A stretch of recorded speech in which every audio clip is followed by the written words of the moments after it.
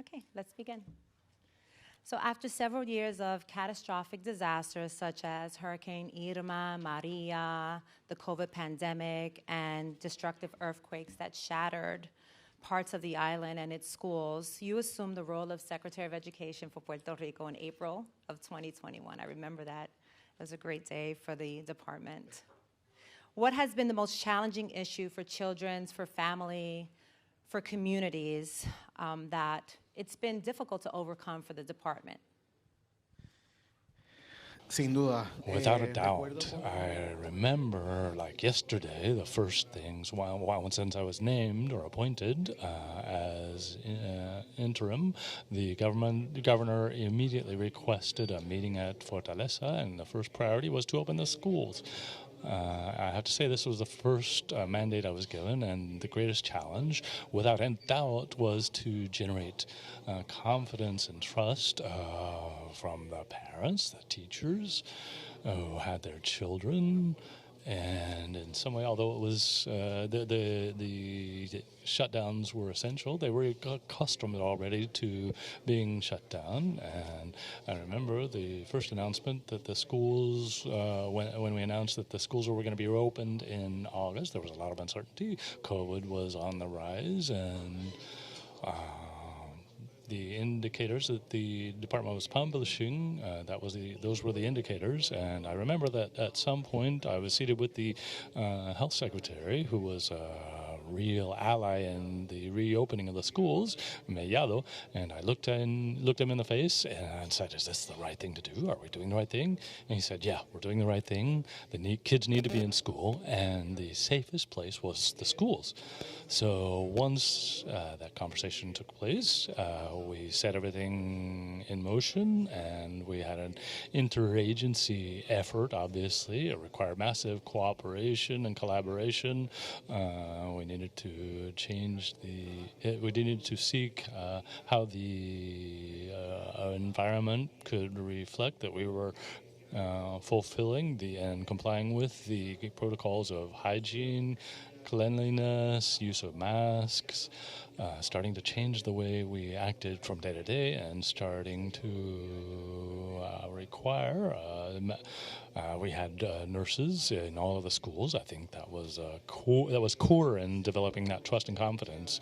And it was a strange experience because this also implied management of emotions. These first encounters between students and teachers, this was full of emotion for everyone in all of these sectors. So it also opened the door to start working on a topic that was saying that in all homes, which is the socio-emotional aspect. And we started to move our school psychologists and work on the human issues, how strange it was to be in schools. I want to be with my students, but I feel like I'm exposing my parents. Gracias. And thinking about today, present day, what's the most significant challenge that you face as leader of the Department of Education? Yo creo que satisfacer a todo el mundo. I think that it is impossible to satisfy everybody, but the opportunity to listen continues to be a very valuable tool, and that continues to occupy most of my time. It continues to be a priority for me, and obviously sometimes it causes some disbalance in the time I have for other things. So I think that's my greatest challenge. I think the plans that have been established are showing results and will continue to do so, and I trust that. But a lot of people need to be heard throughout this process so that they can feel part of what is being done.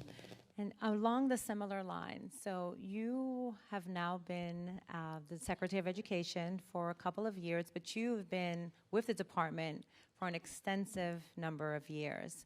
What keeps you motivated and dedicated to do the work as the leader of the department?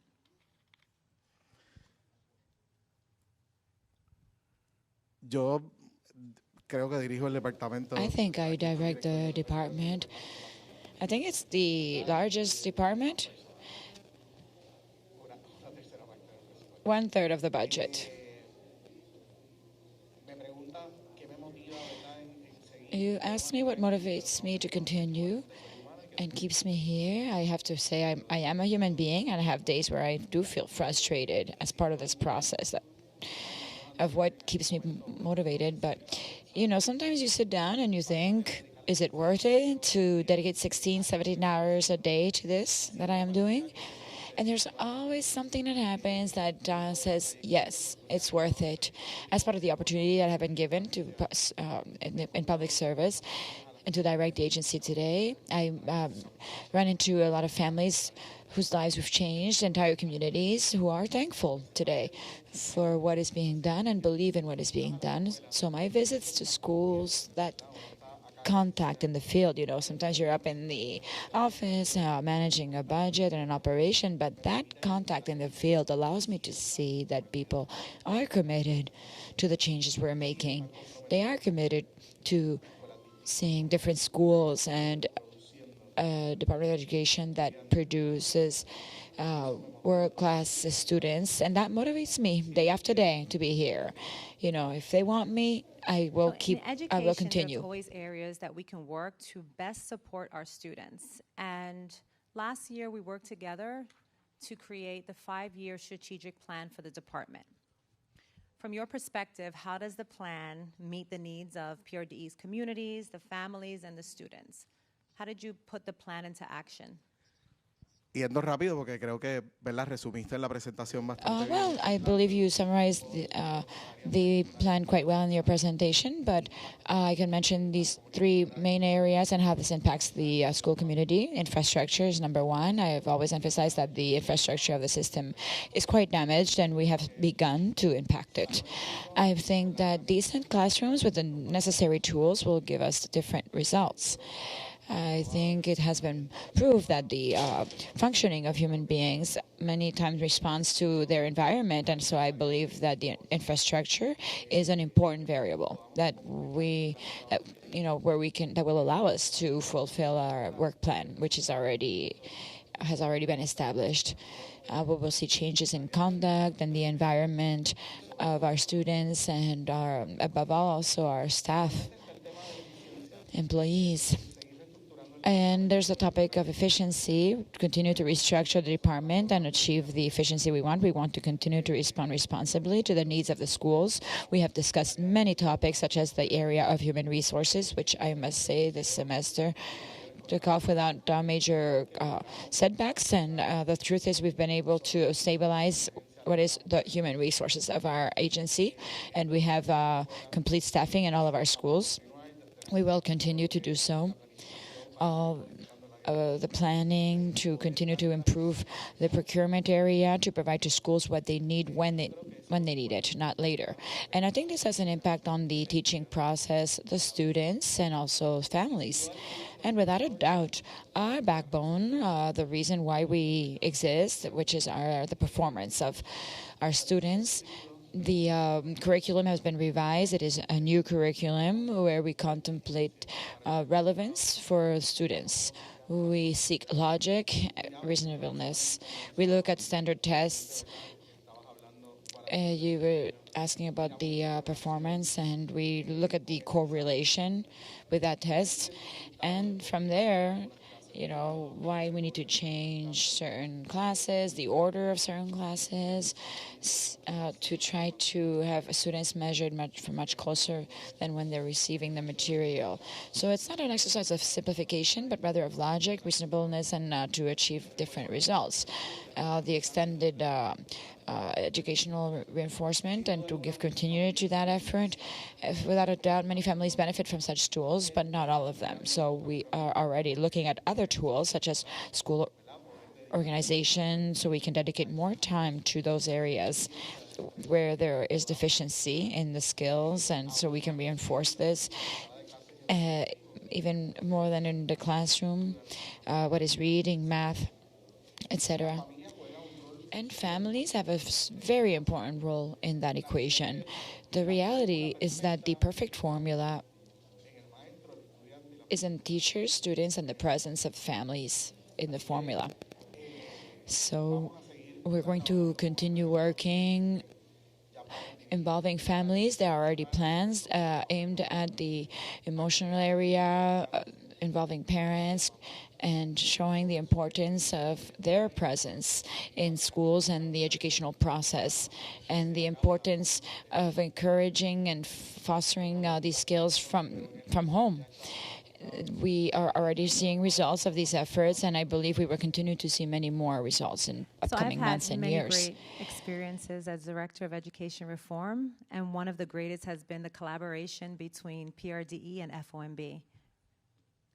So during your administration, and while you were also Subsecretary of Special Education, we collaborated on many projects. And when you reflect on our shared goals and past work together, what stands out for you? Why do you think that we've been successful partners, FOMB and PRDE?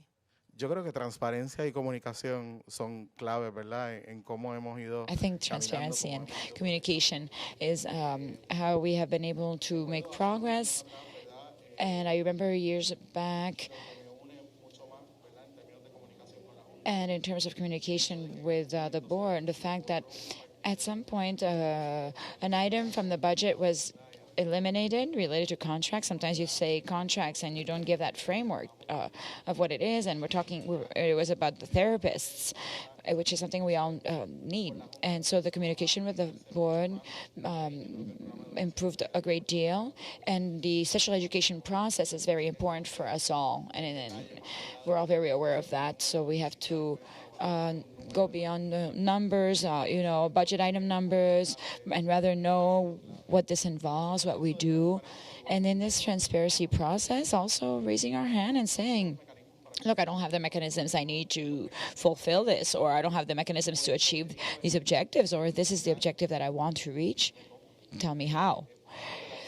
I think the relationship has grown, and we have reached this point where we have joint participation of personnel at work tables, and conversation has contributed to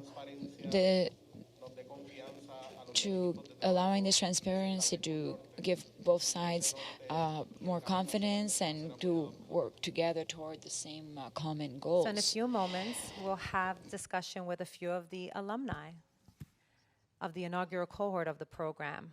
So this program was launched to develop mid-career leaders and possibly the next CFO, the next chief academic officer, who have the right set of skills and knowledge to move the department and its priorities.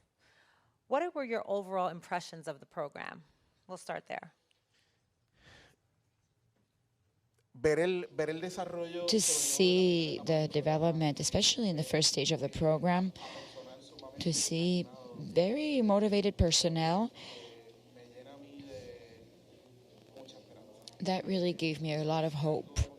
I think that if there's something that all of us heads of agencies have had to work on and improve is the motivation of all of our officers, public servants. They stopped seeing public service as a career and a stage of growth and training to achieve other goals and objectives. And academics, especially this group of participants, and them spreading that motivation to others to follow this program, to participate in the program. I think this is an evidence of this awakening of public service, where they start to believe they can reach the top, and to foster the growth of public servants, to foster their desire to grow and give them the tools they need so that they can grow. And at the same time, these tools, I believe, will give the agency stability in them also. We see an executive director of the board who has assumed his position now, and he has been in public service for many years. And also, we see that in other public servants in Puerto Rico, where they have continued to grow in public service until they reach the top. I think it's a good opportunity to give stability to the system. Y mi última pregunta, ¿usted pensó en algún momento O imagino que pudiese convertirse en el secretario de Educación algún día. No, that my immediate response is no. I'm an attorney. My profession is a lawyer, for those of you who don't know that, and my contact with the department started as a result of litigation regarding the topic of special education. And that connection with that special education program, that is where I grew within the department, and then this opportunity came up, an opportunity which I believe, as I said, is I see it as a starting point, and I haven't stayed in this position necessarily for my own interest. I'm not that teacher or particular doctor on a particular educational philosophy. I'm the manager who's leading efforts of all those doctors, philosophers, expert teachers that are in the classrooms. And while they believe in what we are doing, I will stay there. What words do you have for teachers across the island? How can they influence change in classrooms? I think they are doing so. You summarized a lot of what Puerto Rico has been experiencing in the past years, and teachers have been key in putting the system back on its feet, both before and during each of these emergencies and also after these emergencies. I thank each and every one of the members of our staff to be the front. Many times they don't wait for the system to tell them what we're going to do, and they are creative and take initiative. And I want them to know that from me, they can always count on my support, collaboration, and I will continue to push for those tools that they need so much in classrooms, will reach their classrooms when they really need them. Thank you very much, Mr. Secretary.